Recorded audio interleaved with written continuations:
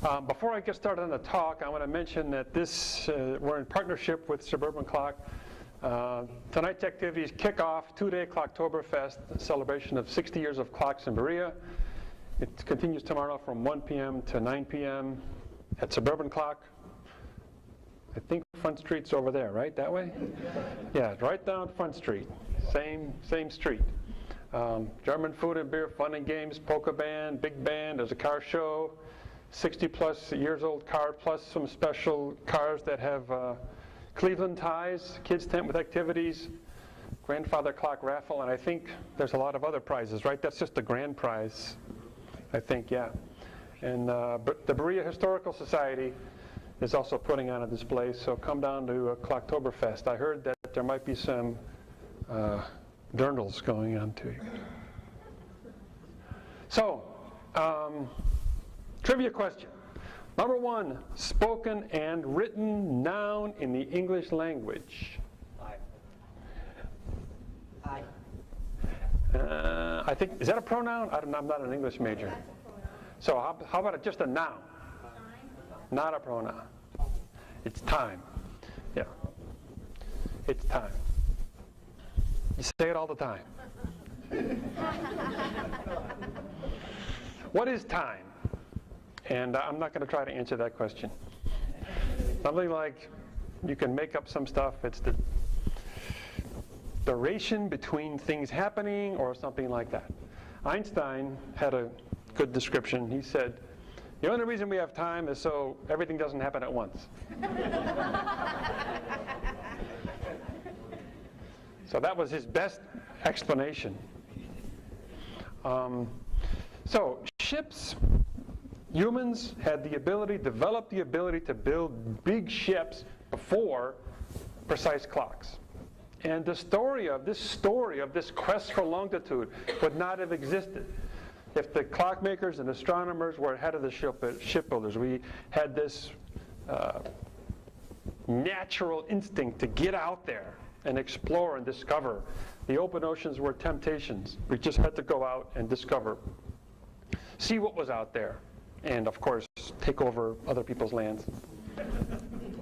So it was by a few hundred years, the development of these large big vessels in the 12, 13, 14, 15, 1600s predated a good marine chronometer or precise knowledge of what the moon was doing and the stars by several hundred years.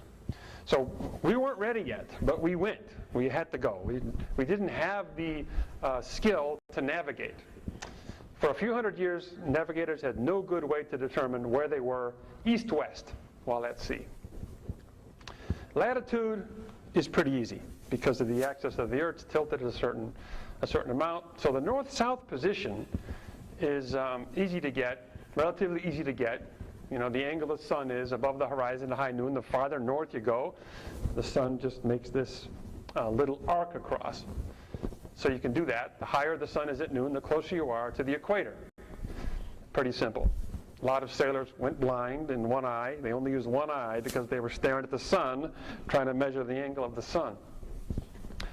You can also, the length of the day on a particular date is the direct function of your north-south position. Today in Cleveland, we're 41 degrees north latitude. The day is 14 hours, 4 minutes, and 16 seconds long. In Tampa, which is 28 degrees north latitude, is 13 hours, 16 minutes, and 13 seconds. So if you had a table and you measured the length of the day, you know your north-south position, but you have no idea what your east-west position is. So here's the problem with longitude. There's a natural northern, if you head north from anywhere on the planet, you're going to get to the North Pole. If you head south, you get to the South Pole. The equator is defined, but there's no natural easternmost point or western. If you head east, you're just going to get back to where you started. You're just going to go around in a circle. There's no ending point. It's man-made. We defined this prime meridian.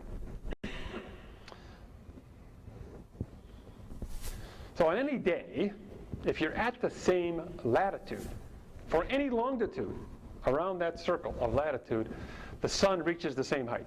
The sun does the same thing. So the sun makes the same path across the sky on the same day in Cleveland as it does in Rome. Cleveland and Rome are both 41 degrees north, and the sun looks the same. Doesn't do it at the same time because Rome is ahead of us. The cities are at different longitudes. Cleveland is 82 degrees west longitude, Rome's 12 degrees east longitude, which makes the difference in their longitudes 94 degrees. So from that, you can calculate the time difference between Cleveland and Rome. Because the Earth goes 360 degrees in a day. It takes a day to spin around once. And they're 94 degrees apart. So it's 94 divided by 360 times 24 hours. That's the time difference. So it's this fraction of the whole circle times the time it takes to go the whole circle, which is 6.3 hours. And if you look up the time difference between Rome and Cleveland, it's 6 hours. Rome is 6 hours ahead of Cleveland. So you can't use the height of the sun at noon, local noon, to determine where you are east-west, because it's the same everywhere along that latitude. The height is the same. The angle of the sun is the same. And it was becoming a really big problem because people were going farther and farther and more, sailing far distances. And the best method they had to determine east-west position was called dead reckoning. So they'd reckon, I reckon we're here. They had a sort of a log. It was called a log, but it was like a triangular thing. They'd throw it overboard. It was like a sea anchor. And they'd have this long rope tied to it, and the rope would be going through the guy's hands. And when it got to the first knot, he would turn over the stopwatch, and he would count knots. And then when the stopwatch was over, we're going 34 knots. 34 knots went through his hand.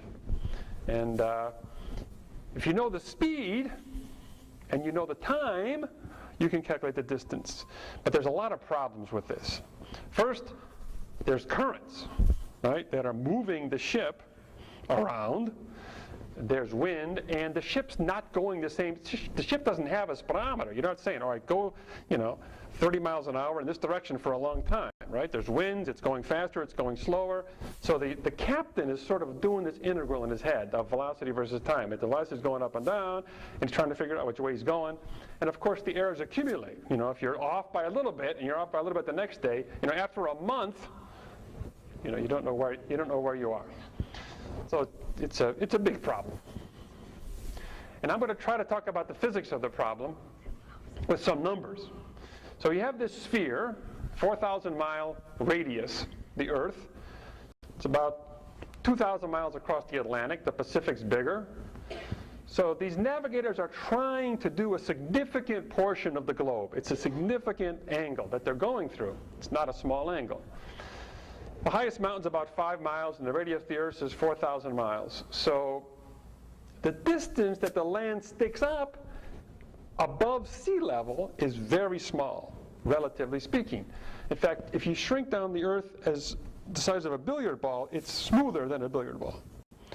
It's not rounder than a billiard ball. It'll wobble a little bit, but it's smoother than the surface of a billiard ball. So the land doesn't stick up that much at all. And when you're at sea, you can't see the land because the water is in the way. The water is blocking the land. The land is behind the water. There's a hump of water that you can't see through. That's the problem. So there's this distance to the horizon phenomenon. So if you're standing on the shore of Lake Erie, and you're as tall as me, and how far away do you think the horizon is? In other words, if I have a lighted bobber, it's dark out, and I have a lighted bobber, and I move it away, gradually bring it further and further and further, pretty soon I'm not going to be able to see it because it's behind the water. The water's blocking it because of the curvature of the Earth. Anybody want to guess that doesn't know? How many miles? 60. 3. Yeah. 2 meters above, that's tall. That's a tall person. If your eye's 2 meters above sea level, if you're standing at the shore with your feet in the water, 2 meters above sea level, which is about here, it's 3 miles away. And if you have a lighthouse that's 60 feet, the lighthouse will make a circle of light. It'll illuminate part of the surface, a circle of light, and the rest of it can't get to because the water is blocking it. That's about 7 miles away. It's about 7 miles away. If you get to 100 feet, which is big, which is really tall, a tall ship, if you can get up 100 feet, 12 miles you can see. The rest you can't see, not because your telescope's not big enough, not powerful enough, but because it's behind the water.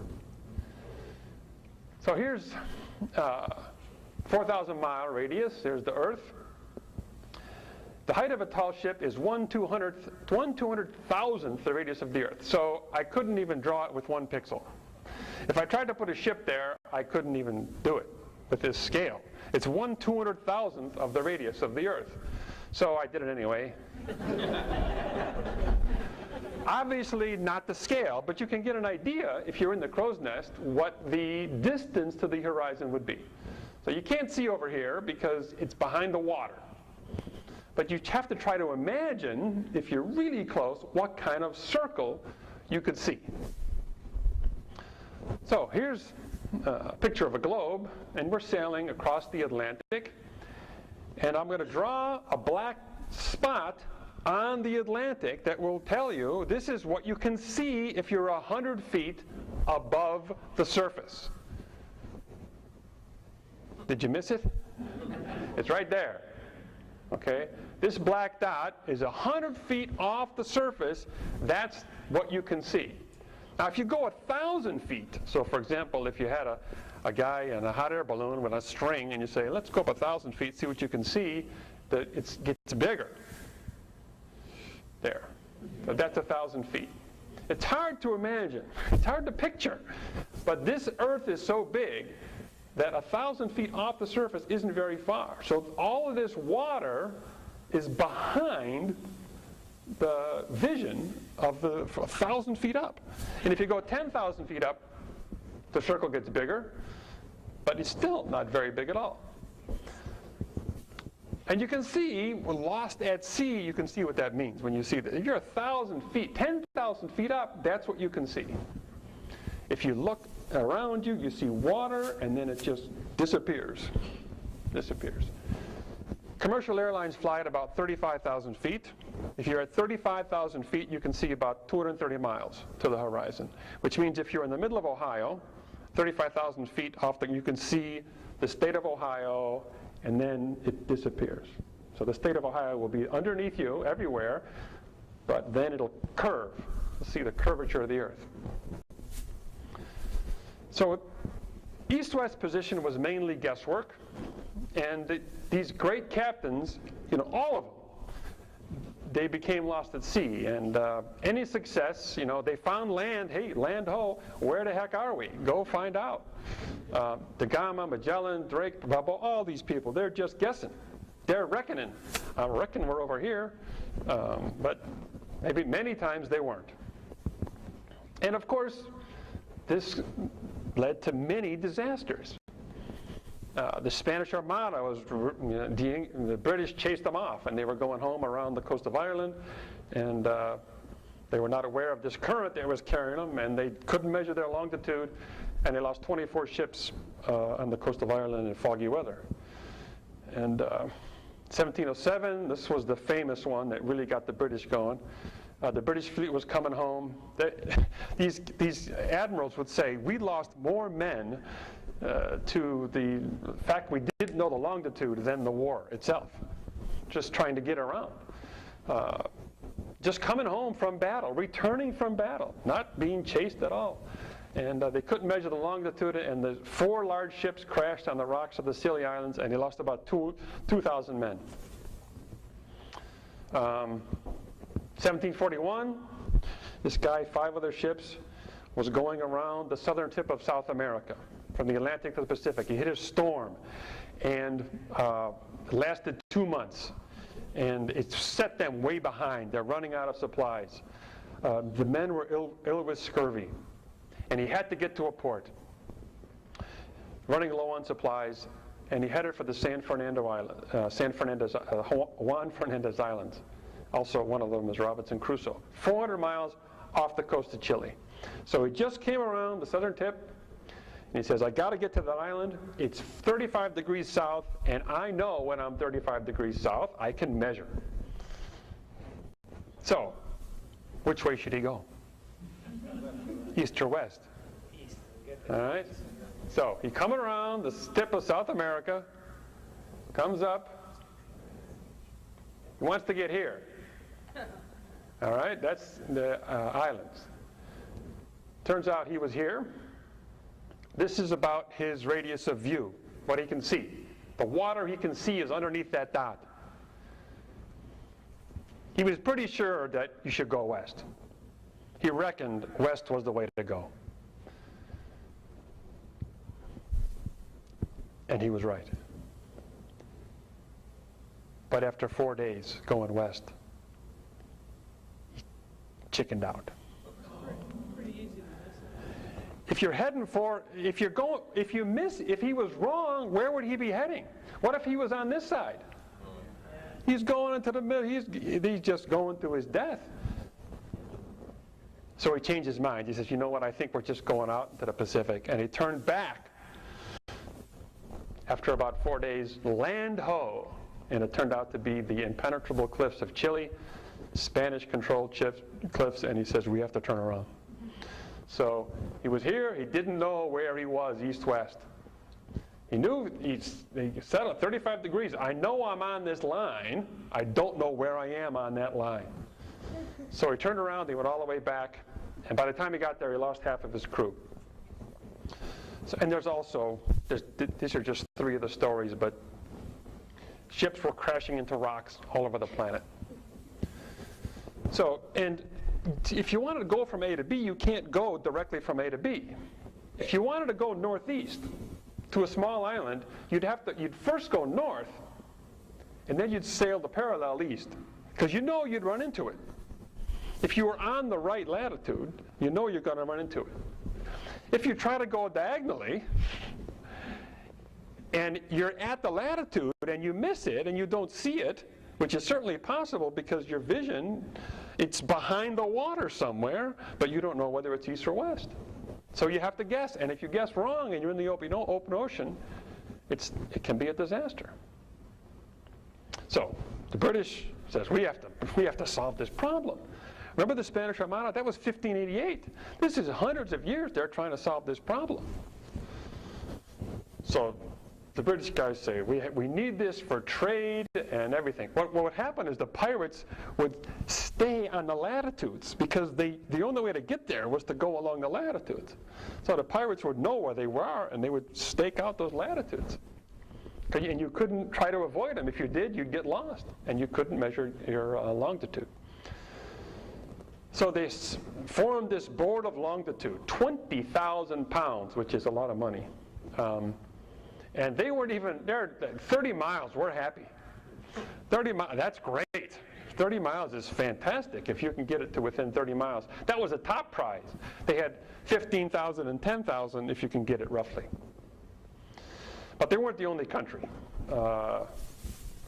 Spain offered a prize, and they're building these palatial observatories. And to look at the stars, but the reason is to solve the longitude problem. And pretty soon, it was becoming that you're crazy. You're trying to solve this problem. It's like, trying to find the fountain of youth. These people were just known as the longitude lunatics. There's etchings of these loony bin where these people are staring at the wall and there's some longitude. They're trying to find the longitude. In Gulliver's Travels, written in 1726, which was when this was going on, I should then see the discovery of the longitude, the perpetual motion, and the universal medicine. These 3 were coupled together. Discovering the longitude, finding a perpetual motion machine, and a cure-all medicine. That's how hard it was. It appeared that there were 2 paths, looking at the heavens, the moon, and navigating by time. That was the other path. And the scientists who were working on the problem, they were astronomers, and of course, they favored the heavens. Galileo. This is the A-team. You got the A-team on this problem. Look at these guys. Newton, Haley. They're trying to solve this problem. This is the #1 problem. their observatory is building these real brass, marble, these fantastic observatories. We got to solve the longitude problem. Robert Hooke, Christian Huygens built the clock, tried to build a clock, but couldn't do it precise enough. So the job fell to John Harrison. He was born in 1693, and he was a carpenter. He had no formal education, and he'd never been to sea. So this guy is a long shot. He's up against Newton and everybody. What chance did he have? The best materials, the best equipment, the best observatories. But the one thing he had was, man, he was determined. Passion, precision, excellence. That's what he did. He dedicated his life to solving this problem. So how does it work? How do you measure longitude if you have a clock? So I'm starting in Boston, which is 41 degrees north latitude, and I'm sailing east. And I look at my clock, and I notice in Boston when the sun is the highest point in the sky. And then I sail east. Any day later, I look at when the clock reaches the highest point in the sky, and if it says 10 o'clock on my watch, I know I'm 2 hours east, and 24 hours is a complete turn around the globe, so I'm 2/24 of the way around the globe, which is 1/12 of the way around the globe in the east-west direction, in the eastward direction, because I'm heading from Boston. Here's the difficulty, though. At 41 degrees north latitude, the surface of the Earth is rotating 800 miles per hour eastward, 1,150 feet per second. So every second that the clock is off is 1,150 feet. It's going so fast. If the Earth was going slow, it wouldn't be a problem if you're off by a minute, because you could see the land. The time difference between Cleveland and Rome was 6.3 hours. If you travel at 800 miles an hour along that, from Cleveland to Rome, along the 41st parallel, it takes you 6.3 hours to get to Rome, right? You can't do that on a normal commercial jet. You can't get from Cleveland to Rome in 6.3 hours, right? That's a long flight. The Earth is moving fast, and it's even faster at the equator. Basically, 800 miles an hour is at 800 miles an hour, a short time is a long distance, obviously. When you're going that fast, if you're off by a little bit of time, it's a long distance. If you're off by a minute, it's 13 miles. If you're off by 5 minutes, it's 65 miles. And of course, from a ship, you can't see that far. That little circle of visibility, that little dot on the planet, that's what you can see. So these precise clocks were a rarity in the 1700s, and none could maintain any kind of precision on a ship that's tossing and turning and rolling and sprayed with salt water. And the temperature goes up and down, whether you're in Jamaica or in the North Sea. All sorts of problems. So John Harrison said, this is what I'm going to do. And Isaac Newton said, longitude is not to be found by watchmakers, but only by the ablest of astronomers. And John Harrison says, yeah, we'll see about that. He was a carpenter by trade, so he made his clocks out of wood. And he was a carpenter, and he chose types of wood and grain for each piece to suit the function. And I saw a couple of clocks over there. It said, this is made of cherry, this is made of something else. And he even looked at the wood itself, not just oak, but, oh, this was a good year for growing. It was a fast-growing part. I'm going to use that part. And he used this Caribbean wood, lignum vitae, for the gear pins because this wood's really dense. It's like 1.3 grams per cc. So it sinks like a rock. And it has this natural oil in it, so you wouldn't have to lubricate anything. And he used those for the gear pins. Didn't have to oil a thing. Oils at that time become gummy, and the viscosity is a strong function of temperature, so if it's cold, the clock runs slow. In 1722, he installed a wooden clock above the stables in BROCKLESBY Park, and every Thursday they wind it, and it just runs like a clock. They did a little bit of refurbishing on it in 1884, been running since then. Wooden clock.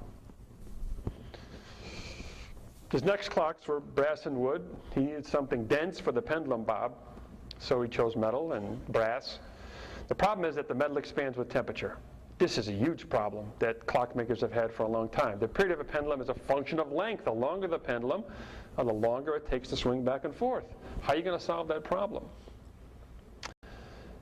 I mean, the metal expands. It gets bigger all the time. How can you make one that doesn't change length when subjected to extremes in temperatures? It's a fascinating problem. And John Harrison figured it out. It's remarkable. A self-compensating pendulum that was impervious to changes in temperature. And here's an example of one, but only look at these 3 rods in the middle. That's all you need. The rest of it's the same thing. The rod in the center there, it's a steel rod. If that rod gets longer, the pendulum bob goes down. But look at these 2 brass rods on either side of it. The brass rods are attached at the bottom. They're screwed in here. The brass rods get longer. It pushes this horizontal bar up, and it slides along those 2 rods there. So the brass rods push this thing upwards and lift it while the steel's making it go down. And there's 9 rods here alternating brass, steel, brass, steel, brass, steel, brass, steel. It's a genius idea. If you think about it you think, well, nothing you could do, because all the metal gets longer. How can you make it shorter? And he did it. He figured it out. To reduce the wear and friction, he invented the grasshopper escapement. Oh man, how can I get this thing to go? I wanted to get to go. Do I have to click on it? Oh, is it a video? Yeah. You got to click on the, there you go. Oh, okay. Got it to work. So you can see that there's no sliding. There's no friction. It just jumps off of the, oops, I clicked it and it stopped. Now what happens? You missed it. I shouldn't have clicked that. He tested and retested his clocks against each other. So he would build 2 clocks. In the winter, he would have 1 clock in one room, have another clock in the other room with a big fire going. And he'd stand between them and he'd listen to the tick. And if one slowly went out of phase, he would make adjustments. He didn't have an observatory like they had, so he looked at this window pane in his house, and he looked at when that star goes right by that neighbor's chimney, and he would figure out the time, he would measure the time, he knew how long it should take between one night and the next night, and he would be able to calibrate his clocks like that. So now he's 37, okay? So he's been doing this for a long time. He's not 22, he's 37. And he built these clocks that were precise to within a second a month. And for comparison, the finest watches were about a minute a day. He's got a second a month. At 37 years old, he says, all right, I'm going to London. I'm going to London, I'm going to show them what I got. I've been doing this my whole life. He wanted to go to London, and he heard of this problem with longitude, and he thought he could solve the problem. The Board of Longitudes formed in 1714. It had never met. Because every idea was ridiculous. There was a guy that said, we're going to take a dog and injure the dog with a knife, and then when the dog goes out to sea, we're going to have this powder of something, and we're going to plunge the knife into the powder, and the dog is going to scream, knowing what time it is at the home port by that. So, and they had this rule about how they had to keep the dog injured. They couldn't let the dog heal or something. And there was another one. They had 600 ships across in a line across the whole Atlantic, and at midnight they would shoot up a big rocket into the sky, and then you could it would explode, and it would be like lightning, where you say you count the distance, you count the time between seeing it and hearing the boom. So, but there are a lot of crazy ideas, and the individual members just said, no, we're not going to meet, we're not going to meet, we're not going to meet. And they weren't going to meet for this guy because he had a clock. So he met with the Royal Astronomer Edmund Halley, and Haley was impressed. He says, this is good stuff, but you know what? We can't go to the committee because they're astronomers. They the stars. That's the answer. A clock, it's man-made. This is the heavens. That's where the gods are. This is elegant. So he said, you know what? Go to George Graham. Talk to honest George Graham. He's a good guy. Go talk to him. Show him your ideas. And Harrison wasn't sure because, he thought somebody would steal his ideas. This guy's London's premier clock. If the king wanted a clock, he would go to George Graham. Fancy outfit with the powdered wig, much older than Harrison. So Graham was skeptical. Of course he was skeptical. This guy's coming. It's so ridiculous. It's like somebody walking into CERN and saying, I was in my garage with some aluminum foil and a coat hanger and I discovered the Higgs boson. This is how crazy it is. This guy's never been to school. I got a bad accent. He said, I got a clock, a second a month I got it. And everybody else is trying to build accurate clocks. They got a minute a day. But Harrison had a note from Edmund Halley. That's the only reason the guy would listen to him. Listen to this guy. Hear him out. He's pretty good. Every question Graham said, he answered. Graham had all these questions for him. What about the viscosity of the lubricator? I says, I don't need oil. I got wood from the Caribbean, naturally lubricating. What about the change in the length of the pendulum with temperature? That's impossible. I've been trying to do it for 50 years. You cannot solve that problem. He says, well, check out this gridiron. And he brought the drawings. He showed him. He says, damn, that's pretty good. That's pretty good. I like that. That's very clever. What about friction and wear of this? I got this grasshopper escapement. Check out this escapement. Wow, that's really cool. How'd you calibrate the watch? He says, well, I got my neighbor's chimney, Mr. Johnson. I just look when it goes. Can you imagine? God, this guy is amazing. And he was so impressed. The whole day they were there. And he said, gave him some dinner, and he probably learned more about clocks than he did the rest of his life. All those great ideas that he's been trying to solve, that the expansion of the pendulum was such a big problem. And Harrison figured it out. He gave him some money. He said, here's some money. Go build a sea clock. We want to solve this problem. He spent 5 years on this clock, 75 pounds. Became known as H1. And here it is. Seconds, minutes, hours, days of the month. See the spring here? You can't use a pendulum on a ship. So he's got these spring that pulls these two balls back and forth, back and forth. There's balancing wheels under here. It's an amazing piece of equipment. And it went to sea. He built it. 5 years later, he brought it back to George Graham. And he built it in a big 4 by 4 by 4 feet wooden box to carry it. And the Royal Society, not the Board of Longitude, the Royal Society of the scientists, they said, you know what, we'll put it on this ship, and we're going 100 miles south to Lisbon, Portugal, the HMS Centurion. And Harrison went with it the first time he was ever at sea. He went with his clock. It was in the captain's quarters. The captain wasn't too happy because it's 4 feet by 4 feet by 4 feet. And when it got to Lisbon, the captain died. And he's the guy that's supposed to write the log, and he didn't. So he took a different ship back, and Roger Wills was the captain, and there was heavy weather. But they're coming straight up into England, and Captain Wills says, there's start point, land ho. And Harrison said, I don't think so. My clock says it's Lizard Point, which is 60 miles west.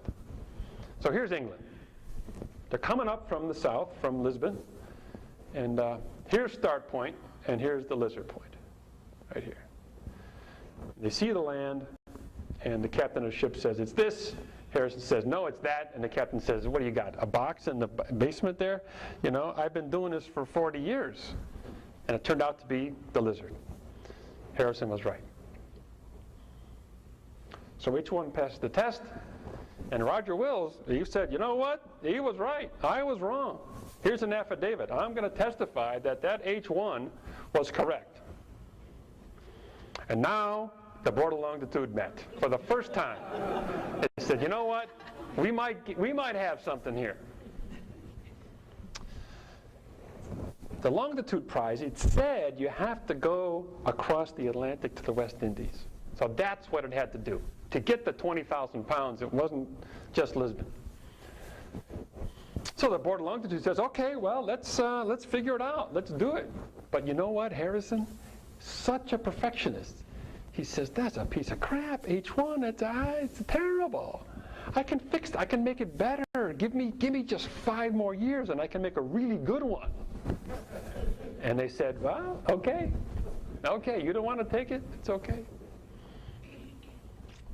He was the only guy in the whole room that was talking badly of H1. He says, give me some more money and 2 years. Took him 5. H2, 1741 now.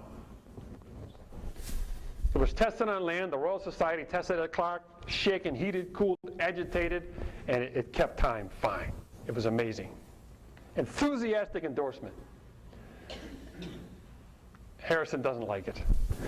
H2, you know what? Let me just tweak this a little bit. I just think I can get it.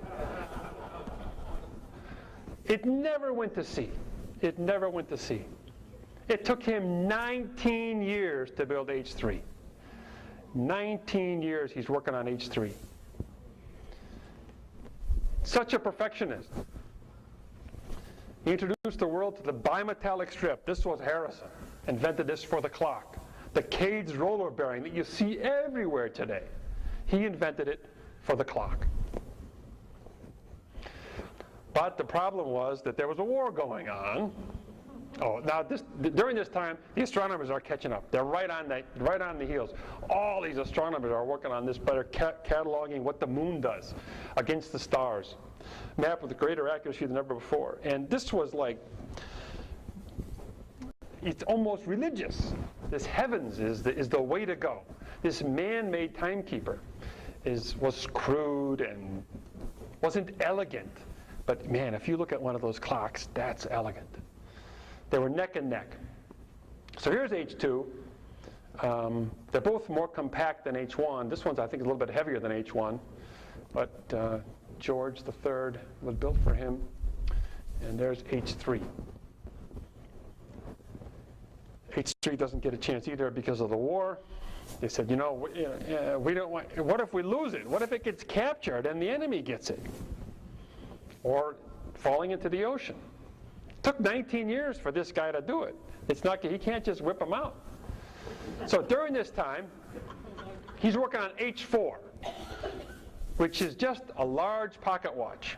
He's learning all the time.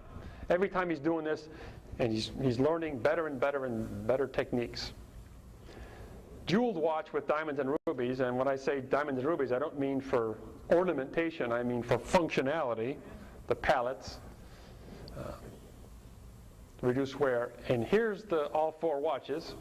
There's H1, there's H2, there's H3, and here's H4. So these things go, and the things go wah, wah, wah, wah. This thing just goes tick, tick, tick, tick. It's big. It's like 5 inches. It's as big as your hand, like that. H4 made it to sea. 1761. So Harrison's like 68 years old. 3 months later, and this is he went to sea once. He never went back to sea. He was thrown up all the time. He was sick as a dog. But his son went, and his son was working on these. So they get to Jamaica. They set up the instruments, get the local noon, measure everything, get the latitude, get the longitude.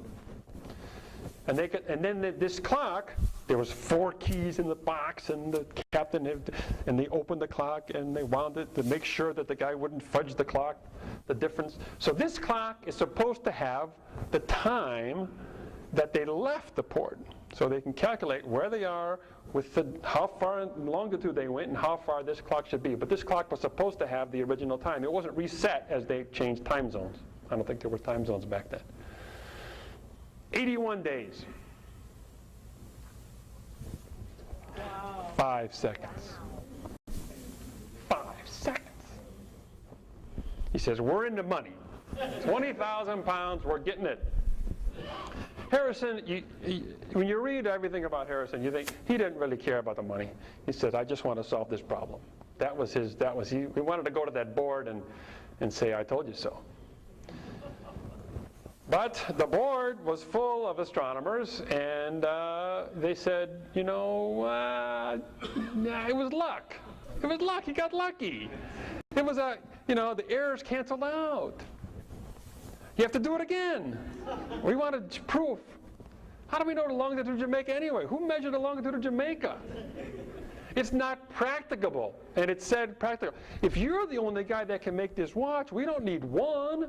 We need lots of them. We need one for every ship. You have to, if it's going to take you 20 years to make this watch, it's not practicable. You have to take it apart and show us how it works. We want more.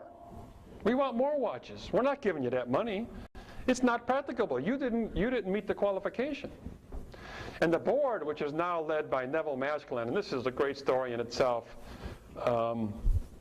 This guy was an astronomer, and he was measuring those stars, and there's no way he's going to give it to some clock guy. And the board never gave it to him. But the king stepped in. And he says, George says, well, you should get this money.